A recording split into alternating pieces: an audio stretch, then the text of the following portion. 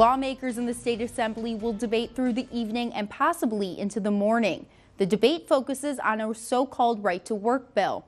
Newswatch 12's Adam Fox has been at the Capitol since the debate started at 9 this morning. And Adam, how late could this end up going? Caitlin, this could easily go well into the early hours of tomorrow morning. We're already entering the 14th hour of debate out of a possible 24 hours. Now, that was agreed upon between both parties for the amount of time there would be for debate today.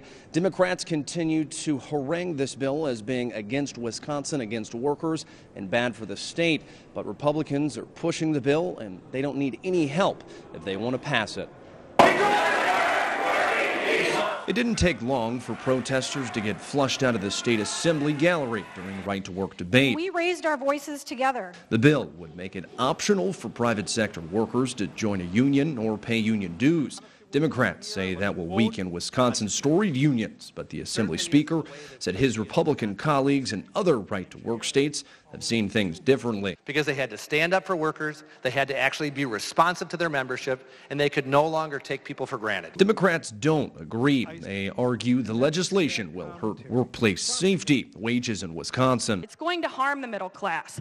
This is going to slide all of us backwards. This is not just a union issue. This is a middle class, hard-working people issue. Meanwhile, outside the chamber, opponents worked hard protesting. Union workers said this fight wasn't about rights, freedom, or even unions. It's about money. It's about their desire to pay you and everyone else in Wisconsin less of it. Republicans say that won't happen. However, Democrats point to studies showing workers in right-to-work states get paid less than non-right-to-work states. But Republicans say that's not the whole story. To live in a forced union state, it costs a lot more money. That's the other part of the story that you have to bring up. It's called the cost of living. The other side of the aisle can only stall and delay this bill. It's passed the Senate. Walker says he'll sign it on Monday. The Democrats believe this might only be happening because of other ambitions. I hope that no more of Wisconsin's middle class has to be sacrificed on the altar of Scott Walker's presidential ambitions. Unlike police with protesters, Democrats probably won't be able to flush this bill out of the assembly before it becomes law. Democrats have also offered 10 amendments so far, and only one has been heard, so that, of course, will take a lot of time.